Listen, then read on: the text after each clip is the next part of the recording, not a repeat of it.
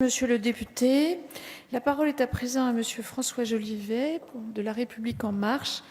Monsieur le député, vous avez la parole pour 5 minutes maximum.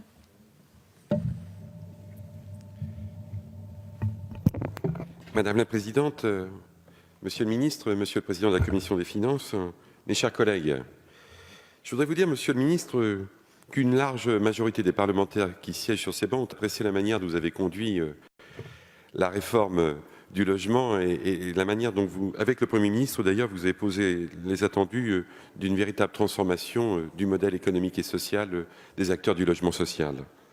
Ce fameux article 52 dont vous avez, et que nous avons considéré ici qu'il était une invitation à négocier pour les acteurs du logement, montre en fait que cela a permis aux acteurs du logement, souvent très stoïques lorsque l'État leur demandait de venir, de se mettre à table et de se mettre au travail afin de faire en sorte qu'un siècle d'histoire puisse enfin être réformé.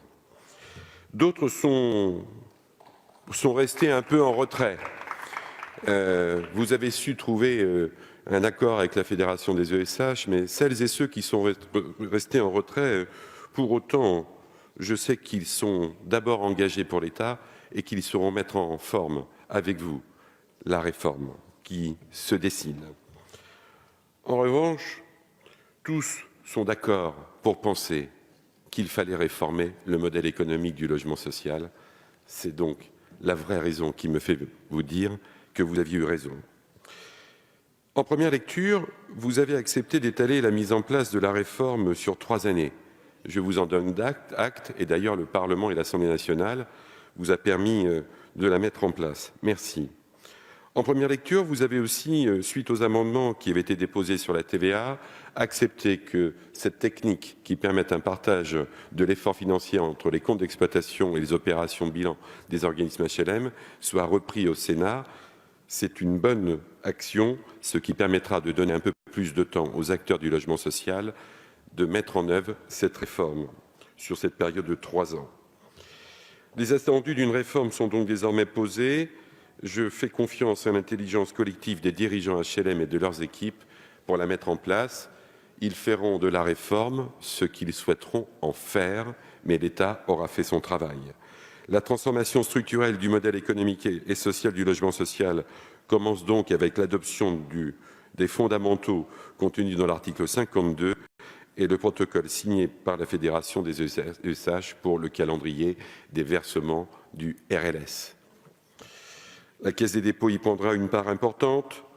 Il appartiendra aussi, sans doute, aux collectivités territoriales de s'interroger sur la pertinence qu'elles ont à cumuler parfois les rôles de gouvernance opérationnelle d'acteurs de logement qu'elles détiennent et les rôles de gouvernance territoriale des politiques du logement qu'elles définissent.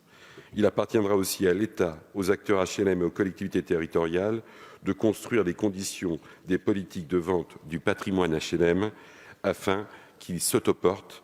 4,5 millions de logements HLM ne peuvent pas avoir une valeur de 0. Au moment où le Président de la République et le gouvernement se sont engagés auprès des Français à se saisir de l'indispensable sujet de l'attractivité des petites villes, notamment dans les zones rurales, qui échappent aux politiques métropolitaines, souvent très soutenues par l'État, il faut s'interroger sur la disparition totale de l'APL-accession, aide indispensable pour permettre notamment aux familles modestes d'accéder à la propriété. C'est la raison pour laquelle il est important, au lendemain du Conseil national des territoires délocalisés dans le Lot, de peut-être revisiter la position du gouvernement concernant la disparition de l'appel à accession de manière totale sur le territoire français. Pour cela, vous verrez qu'un certain nombre de parlementaires ont déposé des amendements et j'espère que vous pourrez donner suite à certains. L'État doit être solidaire de ces territoires. La baisse de la quotité du PTZ dans les zones rurales peut se comprendre, mais s'y ajoute la suppression de l'appel à accession, pratiquement dans les faits, l'accession à la propriété sera rendue très difficile. Les allocataires bénéficiant de l'appel à accession sont aujourd'hui 480 000 dans notre pays, 62% se situent en zone 3 et 26% en zone 2. Je fais confiance à votre sagesse et à la sagesse du gouvernement sur ce point. L'élu rural que je suis y compte. La Cour des comptes, d'ailleurs, dans son rapport de novembre 2016 sur l'accession sociale avait insisté sur la nécessité de conserver le principe de l'appel à accession dans les zones rurales. Votre majorité vous attend sur cet enjeu. Elle porte les attentes de tous les territoires de France. Votre majorité sait aussi que l'exercice budgétaire est difficile, mais elle sait aussi que vous trouverez les moyens et le courage de faire en sorte que ces difficultés ne s'appliquent pas à l'accession à la propriété dans les zones rurales. Merci. Merci, monsieur le député.